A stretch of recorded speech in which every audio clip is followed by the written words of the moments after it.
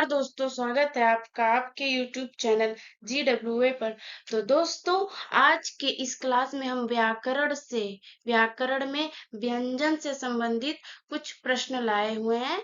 ठीक है, तो आप जो है चलते हैं हम क्वेश्चन की तरफ। पहले तो हम आपको बता दें कि हमने इसकी थ्योरी की क्लास जो है यूट्यूब पे आप जाके देखें, उसमें हमने डाल दिया है।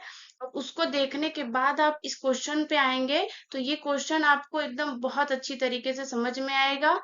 ठीक है, और आप उसको हल भी कर पाएंगे कि क्या कह रहा है, क्योंकि हमने थ्योरी क्लास में बहुत ही विस्तृत रूप से उसको बताया है। और उसको देख के आएंगे तो 100% आपके सारे क्वेश्चन सही होंगे। ठीक है फ्रेंड्स, तो चलिए पहले तो हम माँ सरस्वती का नाम लें। जय माँ सरस्वती सदा सहाय। चलिए क्वेश्चन की तरफ। पहला क्वेश्चन कह रहा है हिंदी की तालव्य ध्वनियां हैं। पहला क्वेश्चन है हिंदी की तालव्य ध्वनियां हैं। ऑप्शन ए है च छ ज छ। ऑप्शन ए है च छ ज और झ। और बी है प फ ब भ। सी त थ द ध। डी ट ठ ड ढ। देखिए इसमें जो है तालव्य ध्वनियां कौन सी हैं। इसका राइट आंसर तो देखिए हो जाएगा ऑप्शन ए। ठीक है, ऑप्शन ए च छ ज झ। हमने अब देखिए, अगर आप थ्योरी क्लास को देख के आएंगे आपको पूरा समझ में आएगा, लेकिन हम इसमें आपको तभी भी बताएंगे। हिंदी में तालव्य ध्वनियां जो हैं च वर्ग में च छ ज झ। ठीक, इया नहीं लेंगे क्योंकि वो नासिक के है। ठीक है, तालव्य में सिर्फ यही आएंगे च छ ज झ। अगर हम करते हैं बात ऑप्शन बी प फ ब भ की, तो यह जो है ओष्ठ ध्वनियां है, ये ओष्ठ ध्वनियां है। ठीक है, अगर हम आते हैं त थ द ध, इसकी बात करेंगे तो ये जो है दंत वर्ण है। ठीक है, दंत्य ध्वनियां हैं। ठीक, चलिए अब हम चलते हैं। अगर हम ऑप्शन डी पे जाएं ट ठ ड ढ, अगर ट ठ ड ढ वाले पे हम जा रहे हैं तो ये मूर्धा ध्वनियां है। ठीक है, चलिए दूसरा क्वेश्चन कह रहा है कि निम्न में से कौन सा व्यंजन पार्श्विक है।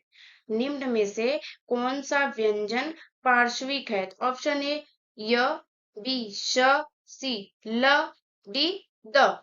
तो हम आपको बता दें इसका आंसर जो है ऑप्शन सी ल होगा। ल पार्श्विक है। इसको हम आपको पहले भी बता दिए हैं, अभी भी बता रहे हैं। आप जितनी भी ध्वनियां हैं खुद बोलें उसको, उसका उच्चारण करें, आपको जो है समझने में बहुत ज्यादा आसानी होगी। आप अगर बोलते हैं ल बोल रहे हैं ल, आपकी जो है जीवा देखिए पीछे की तरफ जा रही है। ठीक है, अगर ये एक तरह से आप अपने से ट्रिक बना सकते हैं, पीछे की तरफ ल पार्श्विक मतलब पीछे की तरफ। ठीक है, आप ऐसे कह सकते हैं। चलिए अगर हम य को बता दें, अगर य क्या है, य जो है तालु से बोला जाएगा। ठीक है, ये तालव्य व्यंजन है।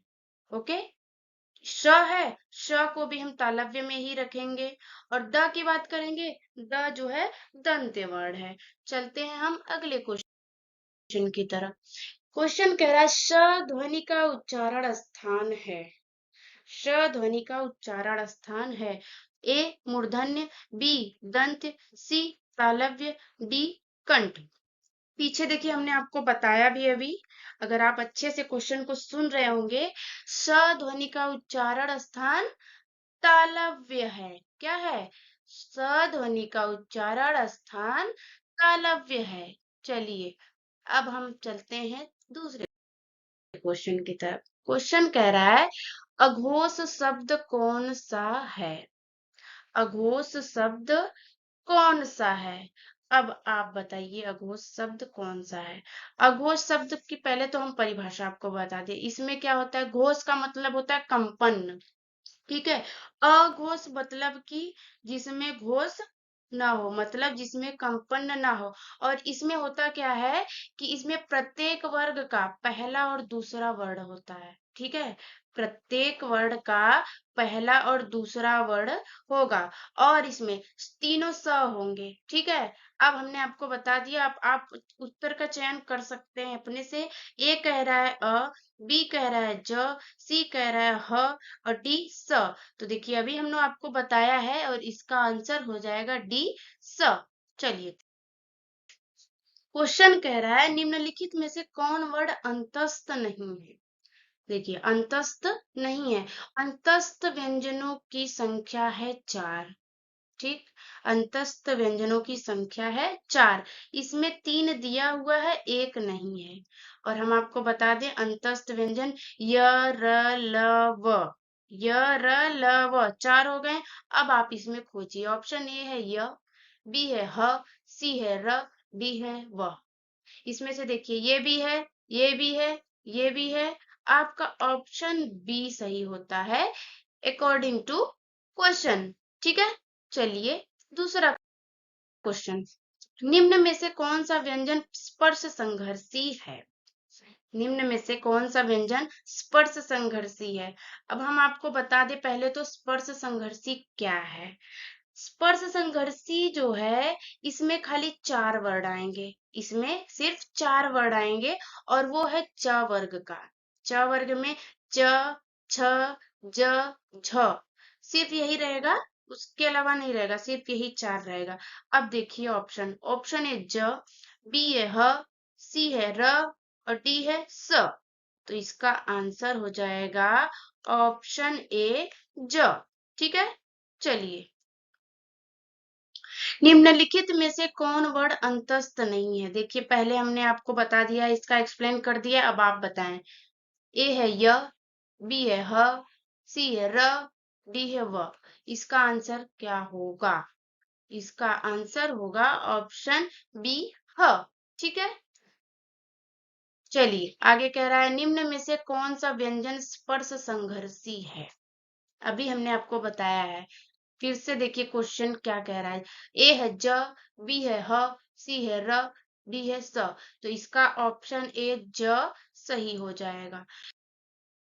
हिंदी शब्दकोश 6 में क्या कह रहा है क्वेश्चन अगला। हिंदी शब्दकोश 6 में छ का क्रम किस वर्ण के बाद आता है।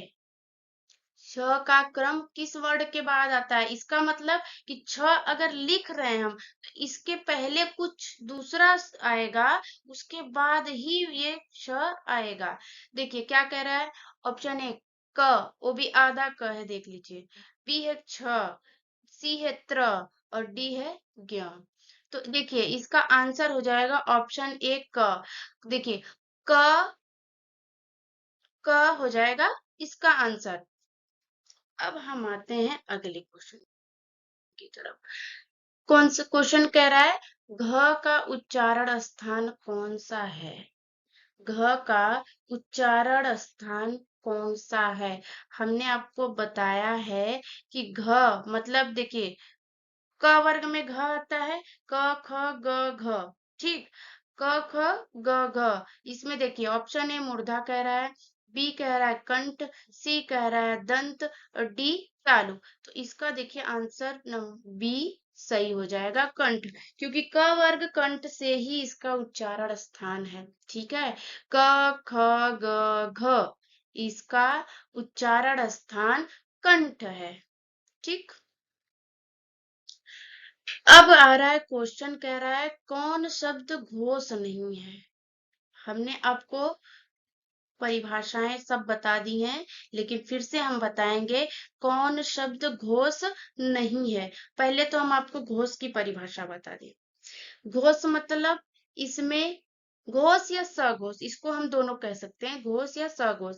मतलब है कि जिसमें कंपन होता है। सघोष मतलब कंपन के साथ। ठीक है, अब क्या कह रहा है ऑप्शन ए। देखिए इसमें वर्ग का तीसरा चौथा पांचवा वर्ड होता है। प्रत्येक वर्ग का तीसरा चौथा पांचवा वर्ड। और इसमें अंतस्थ व्यंजन भी होते हैं। अंतस्थ व्यंजन य, र, ल, व।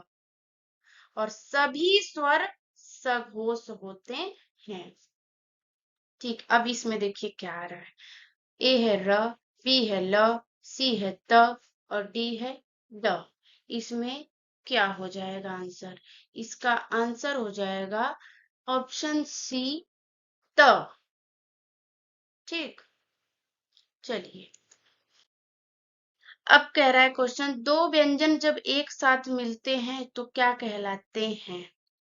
दो व्यंजन जब एक साथ मिलते हैं तो क्या कहलाते हैं? ऑप्शन ए है संयुक्त व्यंजन, बी है अल्प प्राण, सी है महाप्राण, डी अंतस्थ व्यंजन। तो देखिए इसमें आपको क्वेश्चन से ही समझ में आ रहा है कि दो व्यंजन है जो एक साथ मिल रहे हैं तो उसे हम क्या कहेंगे।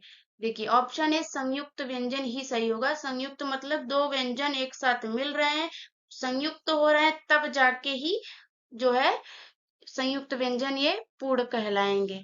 ठीक है, चलिए क्वेश्चन, हिंदी के जिन वर्णों का उच्चारण करते समय कम श्वास का प्रयोग किया जाए उन वर्णों को क्या कहते हैं? हाँ, हिंदी वर्ड मतलब वर्ड का जो उच्चारण हम करते हैं तो जिन वर्डों में कम श्वास का प्रयोग किया जाता है उन वर्डों को क्या कहते हैं? देखिए ऑप्शन ए कह रहा है अघोष, बी कह रहा है अल्पप्राण, सी सघोष, डी महाप्राण। तो देखिए इसका आंसर होगा अल्पप्राण। श्वास या अगर यहाँ पे ये बोल देता हवा, वायु, प्राण बोल देता, इसका अर्थ तीनों एक ही है, मतलब कि इसका आंसर हो जाएगा ऑप्शन बी अल्प प्राण। अब देखिए इसमें आता है क्वेश्चन अगला कि अल्प प्राण व्यंजन कौन सा है? अल्प प्राण व्यंजन कौन सा है? पहले तो हम इसकी अब परिभाषा आपको बताएंगे कि इनमें कौन कौन से व्यंजन या वर्ड आते हैं। पहले तो अल्प प्लस प्राण, मतलब ये दो इसको विभाजित किया जाए तो अल्प प्लस प्राण। अल्प का अर्थ हो जाएगा कम या थोड़ा, प्राण यहाँ पे प्राण का अर्थ होगा वायु से। ठीक है, तो अल्प प्लस प्राण बराबर अल्प प्राण। और इसमें प्रत्येक वर्ग का पहला, तीसरा, पांचवा वर्ड आता है।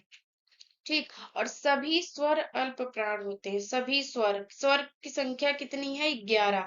पूरे 11 स्वर जो हैं वह सभी अल्प प्राण के अंतर्गत आएंगे। ठीक है, अब चलिए क्वेश्चन में ऑप्शन क्या दिया है। ऑप्शन ए है ख, बी है ग, सी है घ और डी है ठ।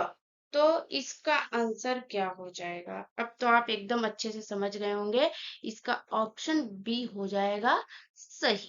ठीक है, देखिए क ख ग तीसरा आ रहा है, हमने बोला है ना कि पहला, तीसरा, पांचवा, पांचवा, तो इसमें तीसरा है ना, वर्ग का तीसरा वर्ड आ रहा है, इसका आंसर ये हो जाएगा। चलिए आगे क्वेश्चन पे, निम्नलिखित में से घोष वर्ण कौन सा है? घोष वर्ण कौन सा है? परिभाषा हमने आपको बता दी है, अब आप बताएं इसमें से घोष वर्ण कौन सा होगा? ऑप्शन ए ज, बी है क, सी है च और डी है ट। तो घोष वर्ण होगा इसमें ऑप्शन ए च। ठीक है, चलिए अब क्वेश्चन कह रहा है काकल्य वर्ण कौन सा है? काकल्य वर्ण कौन सा है? ऑप्शन ए है य, बी ह, सी स, डी न। तो इसका आंसर हो जाएगा ह, ऑप्शन बी ह। काकल्य वर्ण यही है, एक है खाली, ये है ह। और इसको हम, जैसे इसका उच्चारण स्थान स्वर यंत्र है और इसे अलिजीह्वा के अंतर्गत भी हम रखेंगे ह को। क्वेश्चन कह रहा है निम्नलिखित में से कौन ट वर्ग में नहीं आता है? ट वर्ग में नहीं आता है और इसका उच्चारण स्थान हो जाएगा मूर्धा। ट वर्ग में जितने भी वर्ण आते हैं इसका उच्चारण स्थान हो जाएगा मूर्धा। अब देखिए ट वर्ग में कौन से नहीं है? ठ, ढ, ध, न। अब बताइए ट, ठ, ड, ढ, न, मतलब कि ऑप्शन सी ध इसमें नहीं आएगा और सारे आएंगे। चलिए नेक्स्ट क्वेश्चन क्या कह रहा है, अनुस्वार किसका कार्य करता है? अनुस्वार किसका कार्य करता है?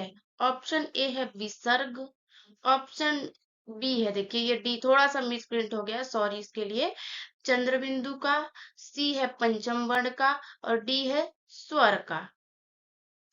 अनुस्वार किसका कार्य करता है? देखिए इसमें पंचम वर्ण में अनुस्वार लगता है, ठीक है, और ये स्वर में, एक तरह से देखा जाए स्वर में भी, लेकिन ये पंचम वर्ण का कार्य करेगा, ठीक है। चलिए, निम्नलिखित शब्दों में से नवीन विकसित ध्वनियां कौन सी हैं? ऑप्शन देखिए, आर एस टी यू में ऑप्शन इसमें आ गया है, और सारे में ए बी सी डी थे, तो इसमें पहला कह रहा है ख और ग, दूसरा उ बड़ा उ, तीसरा स, और चौथा है ब और प। नवीन विकसित ध्वनियां कौन सी हैं? इसका आंसर हो जाएगा ऑप्शन ए ख और ग। देखिए, नवीन विकसित ध्वनियां या फिर विदेशी स्वर, ठीक है, या विदेशी व्यंजन, हम इसको ये भी कह सकते हैं। ये देखिए क ख ग घ फ, हम अगर जो भी ऑप्शन में आए आप उसको टिक कर सकते हैं। चलिए अगला क्वेश्चन क्या कह रहा है, निम्नलिखित में से एक वर्ण व्यंजन नहीं है। निम्नलिखित में से एक वर्ण व्यंजन नहीं है, ये तो बहुत सरल सवाल है, बताइए आप। ए कह रहा है म, बी य, सी उ, डी प। इसका आंसर देखिए बहुत सरल है, ये तो सब लोग बता लेंगे, इसमें कोई एकदम वो नहीं करना है। तो चलिए दोस्तों, अब आपकी क्लास होती है यहाँ पर खत्म। तो हम आपको ये बता दें कि अगले वीडियो में हम इससे रिलेटेड जो भी क्वेश्चन रहेंगे हम लाएंगे, और अगर आपको ये क्लास पसंद आई हो तो चैनल को लाइक करें, शेयर करें एंड सब्सक्राइब करें, ठीक है। चलिए, धन्यवाद।